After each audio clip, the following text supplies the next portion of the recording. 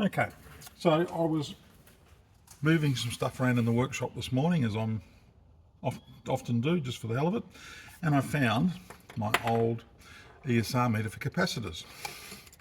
Details on my blog about the circuit, but let's see how it works in practice. So, put my coin cell in, let's have a look. First thing we want is make sure the battery's okay. Yep, there you go, perfect. Okay, let's put it down. So how do we know what the equivalent series resistance of capacitors are? Well, I like to check the calibration. So here we've got 3 chip resistors.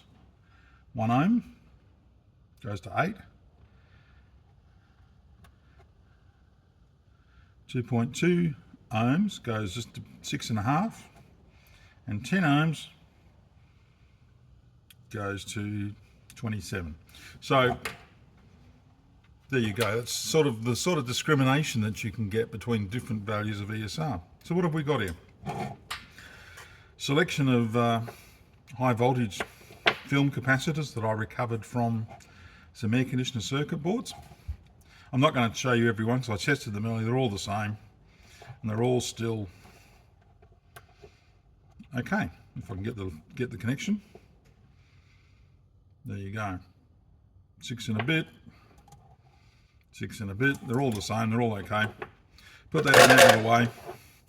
Sorry about the noise. And what about these? These, goodness knows how old these are.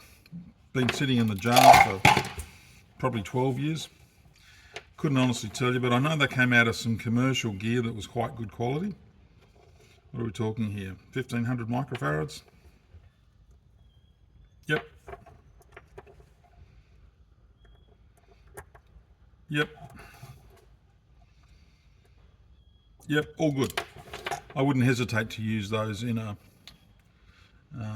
project. However, I probably wouldn't use any second-hand recycled capacitor in a project that's on all the time. Bearing in mind the there's 8,760 hours in a day, in a year, at least on this planet, and that's well beyond what most capacitors are rated at if the temperatures are warm. So, given that they're second-hand, they've been soldered a few times, I'd be cautious. What about some of the other stuff? Well, here's a couple of, I'll show you, these are brand new capacitors. I'll stick with those for a few minutes. So these are about 15 years old probably. Been sitting in a container all that time, and we're all still quite good. I won't show you, no point boring you with all of those. No fun in that. Motherboard capacitors. I actually wanted to find a motherboard that had some dodgy capacitors so I could show you this working with capacitors in circuit, but as luck would have it, I've thrown them all out. So, but again, we've got a few new ones here from when I was recapping stuff. And again, they were all tested good earlier, so I won't bore you to tears with those. Put those to one side. I don't know what I've done with the container. Some newer caps. So these are 100 microfarads. And again, they were all okay. And these are, whatever they are. Doesn't really matter because they're all still okay. 1 ohm of roughly of ESR on those. So again, interesting, but not necessarily earth-shattering. Some really old, these are older than those, caps that I can't even remember where I took these out of. That's how long ago it's been. But I kept them because I thought, well, one day if I ever do any restoration of some vintage electronic gear, these probably qualify as vintage now, they might be useful, and as luck would have it, they're all still good. Again, I won't bother boring you with the detail. They all came out of a little container I found with recovered capacitors. So let's get to the a couple of other interesting things first. So those little multi-layer chip capacitors, yep, they're all okay. Very low ESR, as you would expect from that sort of capacitor. If you found one of these that wasn't almost full scale, you just throw it out. They're all recovered. It just goes to prove the point, I think, that lots of parts you can recover and they're still okay. At least for, well, let's call it less demanding applications. Put those in there, put them away later. Okay. I actually pulled these off a board this morning. These are 4.7 microfarad tantalums. And again, they're all okay. Okay, so and they're all coming up to about that sort of 80% full scale. 4.7 microfarads. Here's some leaded 4.7 microfarads. These are very old. And again, they're coming up to about, oops. Oh, hang on. What? Oh, hang on. Have we found a dud or not? It's a bit hard. I sorted them by value. Oh no, there we go. I think it's just a connection. Although I'm not so convinced. Chicken dinner, it's a winner, as Mr. What's his name would say, Dave would say.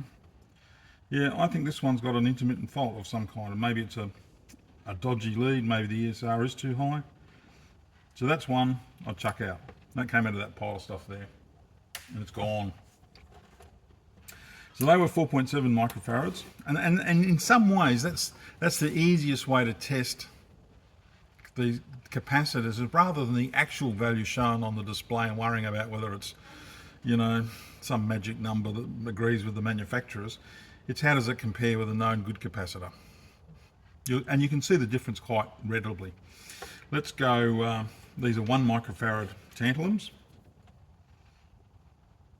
and they're coming up to around, or just below 50% full scale. And a bit tricky to work in when they're not soldered in. Wish I had some of these on a board to show you. So again, but they're okay because the equivalent series resistance is also a function of the amount of capacitance. So high capacitance capacitors, bit of an oxymoron there, they have a low ESR relative to smaller capacitors. So even though they're 1 microfarads, they're both okay, and they compare favourably to the 4.7s. Here's some 10s, 10 microfarads, and you'll see the difference. And that's A, they're still okay, but B, it's because they're a bigger capacitor physically or electrically. So there you go, all 90% on that one. Okay, put them in the so-called scrap box. Got some here. Yeah, I think these are 47 microfarads. They could be 4.7, but not exactly sure. These are really old too, I'd say. Just knowing the sort of stuff that I was junking about 10 years ago. They're only coming up to 60%, so that's not real good. They must be, if they're a 4.7, that's okay. Not sure about those two.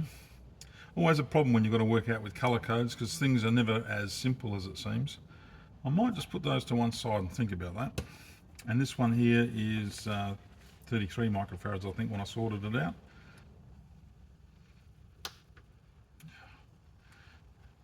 There you go.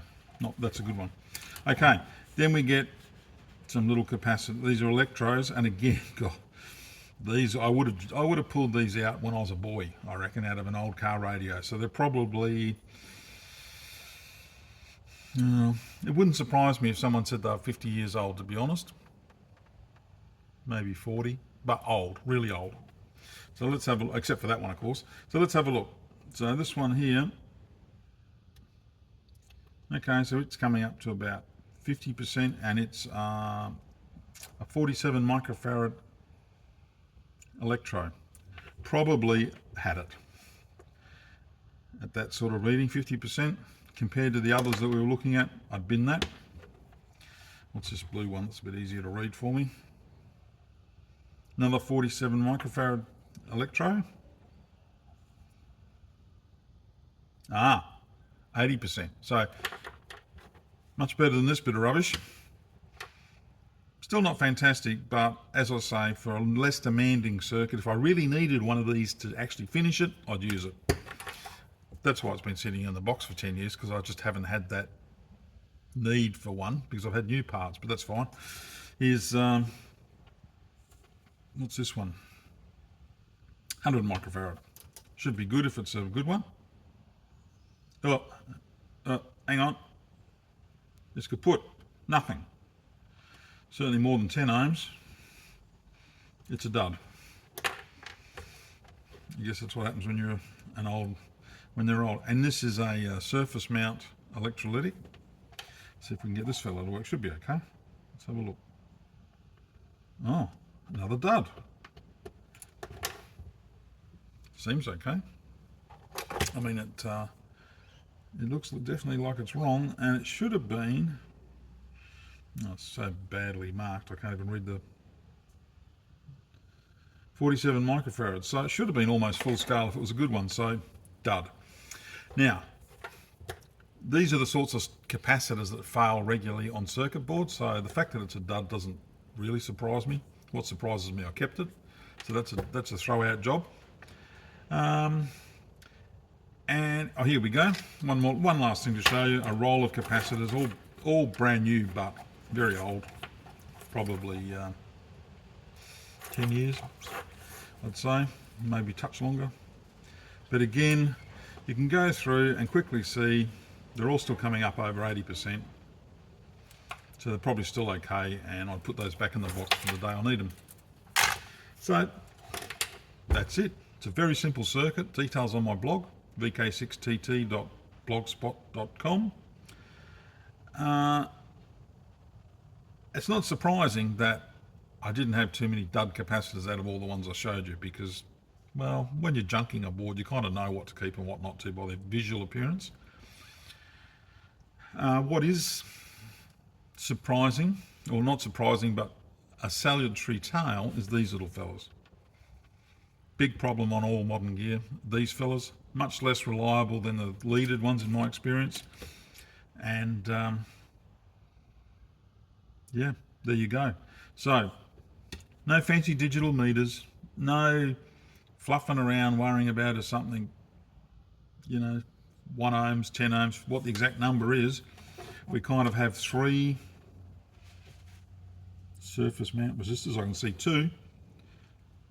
That'll be 2.2 ohms, 10 ohms, and there's another one that's 1 ohm.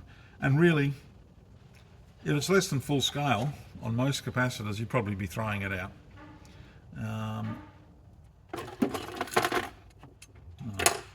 Here's a board. I didn't check this one. This could be a mystery. Probably going to be okay looking at the cap. Yep, so it's fine. So it's really great project. I recommend it to you. This is the first one that I ever made. I actually made some more later that they're stored away in my test gear box somewhere. And it's pretty simple. So hope you found that interesting. Hope you build something like this one day, because if you're looking at motherboards in particular on computers, it's a godsend. If you're looking at old electronic gear, it's a godsend. I don't know how much stuff I fixed just by looking at capacitors, and when you can't visually identify the problem, which is the first road to go down with capacitors, a quick measurement with something like this will get you there. All right, enjoy it.